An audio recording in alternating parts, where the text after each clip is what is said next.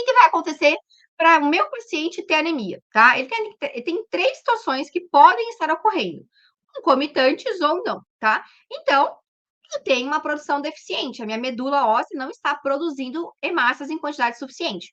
Eu não vou entrar no mérito da hematose, nem nada disso, a gente falou muito na aula de interpretação do hemograma, não quero ser repetitiva, tá? Então, hoje eu trouxe uma abordagem diferente, tá?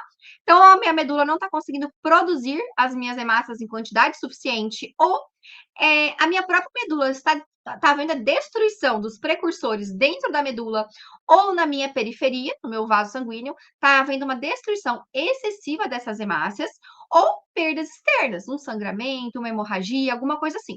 Então, a gente vai falar sobre essas 3 situações e as causas principais dentro desses 3 grandes grupos. Então, falando de deficiências na produção, você pode ter por falência medular. Então, a medula não funciona. Pode ser uma aplasia medular, que pode ser congênita, adquirida, ela pode ser puramente só da série vermelha, pode ser substituição por outro tecido, então você vai ter aí uma fibrose, ou alguma leucemia, alguma neoplasia que está substituindo esse tecido e ocasionando isso, baixa produção de eritropoetina, ou uma eritropoiese ineficaz. Então, lembrar que a eritropoetina é produzida no rim, e aí ela estimula a nossa medula óssea à produção das células vermelhas, certo? Beleza?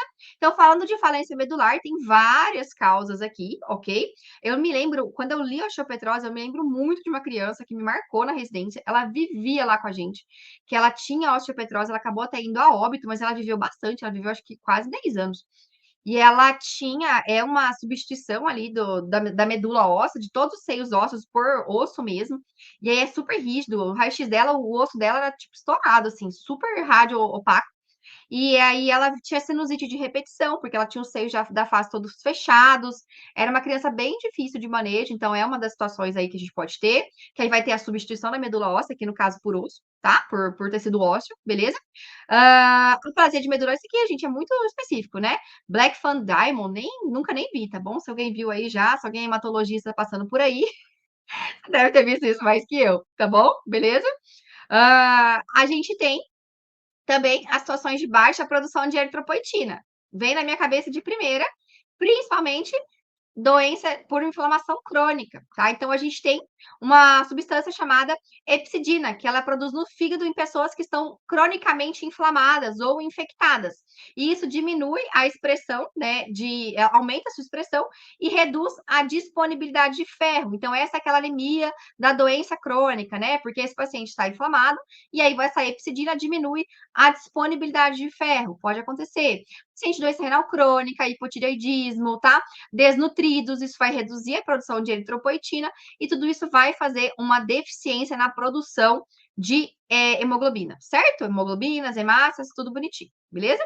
E aí a gente tem também situações que podem levar a uma eritropoiese ineficaz. Então, a produção lá na medula não está sendo adequada, ou por deficiência de ferro.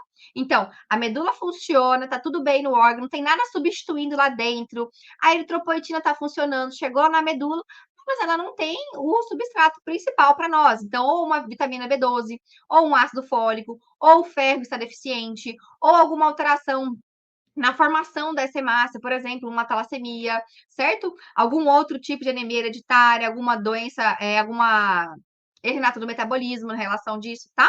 Então, tudo isso vai fazer uma eritropoiese ineficaz, ok? A gente pode ter um conjunto de outras situações. Eu posso muito bem ter uma criança talassêmica e com deficiência de ferro, tá? Então, pode acontecer isso daqui também, tá bom?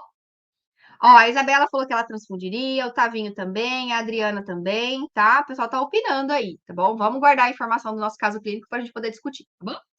Beleza?